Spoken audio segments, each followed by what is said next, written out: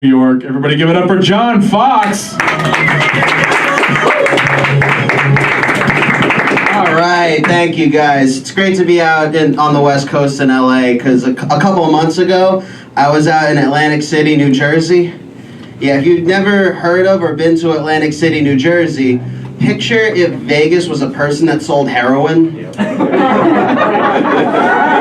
and then got high on its own supply and woke up on the beach. That's Atlantic City, New Jersey. Yeah, so I was out in Atlantic City and I'm walking on the pier and I saw something that has been boggling my mind for the last 2 months. How did the Rainforest Cafe survive the pandemic? You guys ever been to the Rainforest Cafe? It's a disgusting place. It's like an actual rainforest though, because half of it's torn down and if you go inside you could catch malaria. It's horrible. Oh look, the animals made their way to the dining room floor. No, that's a cockroach. They don't clean this place. Yeah, what boggles me about the Rainforest Cafe is that the Rainforest Cafe survived the pandemic, but Trump lost all of his casinos in Atlantic City. So they definitely had to get some sort of a business bailout, right? You know, like maybe one politician's like looking at all the businesses, like, you know, okay, all the airports, bail out all the insurance companies. Okay, you know what? Bail out a couple of the Rainforest Cafes. I've kind of liked those places since I was a kid. Yeah, and the thing is, like, you know all those chain restaurants? They had curbside pickup. The Rainforest Cafe definitely did not have curbside pickup.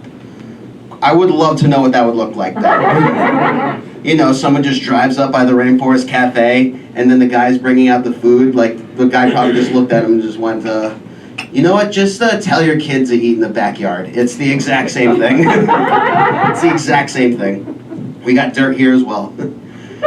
Yeah, so I am from the East Coast, and they're starting to legalize weed more on the East Coast. Yeah, I'm not a big weed guy, but I'm happy that they're legalizing it. I'm mostly just happy that it's being legalized in New Jersey, because I got a cousin out in Jersey that sells weed, and we hate each other. It's the only real reason why. Like, I don't care about, oh, we finally convinced the lawmakers. No, I'm petty. That's the real, that's all it is. This is my victory. It's like everyone's going to be growing their own weed and going to dispensaries. My cousin's empire has fallen. This is my victory, guys.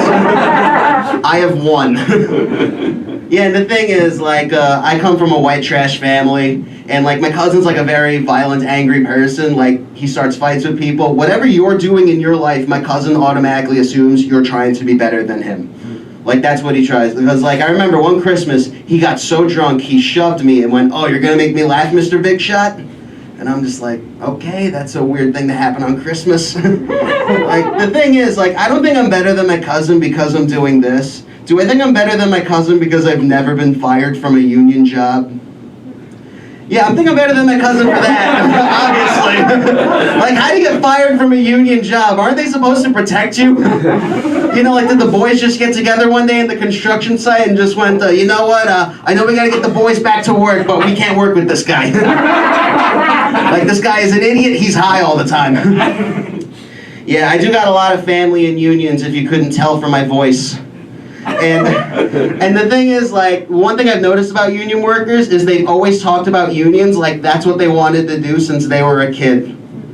Like, they'll shove it in any conversation. They're just like, oh, let me tell you, there's nothing better than being in a union. You're going to work, you're getting your boys to work, you're getting your benefits, there's nothing better than being in a union. And I'm like, I only asked, hi, how are you? I didn't ask for a job description. Yeah, like, I get that unions are great jobs, but that's not what you wanted to do since you were a kid. Like, that wasn't your dream.